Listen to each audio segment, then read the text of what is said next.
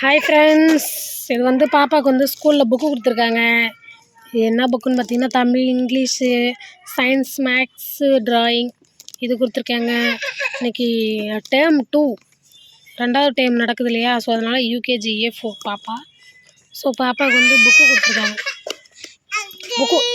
Book கொடுத்துருக்காங்க. இந்த book ஒன்று கொடுத்துருக்காங்க. இந்த புக்கு அடுத்து இந்த புக்கு கொடுத்துருக்காங்க, ஆக்டிவிட்டி புக்கு.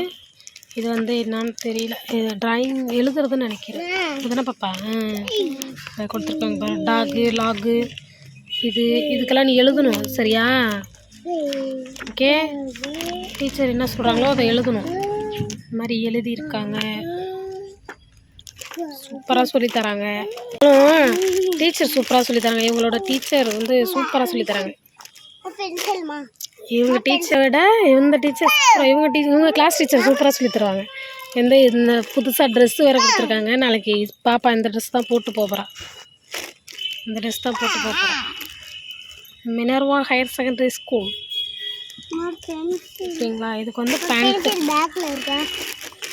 இதுக்கு வந்து பேண்ட்டு தனியாக கொடுத்துருக்காங்க.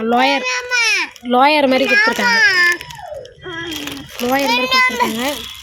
அடுத்து வந்து ஃபஸ்ட்டு டேர்மில் வந்து எக்ஸாம் எழுதியிருக்கால, முதல் பருவத் தேர்வு. அதில் வந்து பார்த்தீங்கன்னா பாப்பா 75க்கு 58 வாங்கியிருக்கா.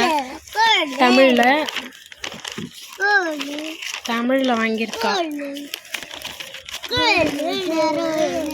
இது வந்து தமிழ் தாய்த்து தான் இருக்குது. இது என்னன்னு தெரியல.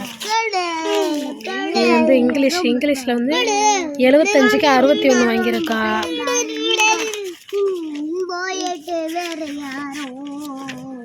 இது வந்து மேத்தமேட்டிக்ஸ் வந்து 70க்கு 75க்கு 75க்கு 68 வாங்கியிருக்கு சயின்ஸில் பாப்பா.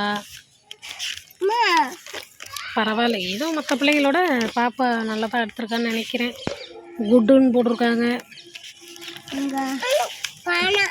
டீச்சர் சொல்கிற வச்சு நல்லா கவனிச்சின்னா இன்னும் சூப்பராக மார்க் எடுக்கலாம். இது என்ன 50க்கு 39 வாங்கியிருக்கேன். மார்க் ஷீட்டு, இது வந்து மார்க் ஷீட். இப்போ வந்து டேர்ம் 2க்கு போய் சேர்ந்துருக்காங்க பாப்பா. நல்லா படிக்குன்னு நினைக்கிறேன். பார்க்கலாம்.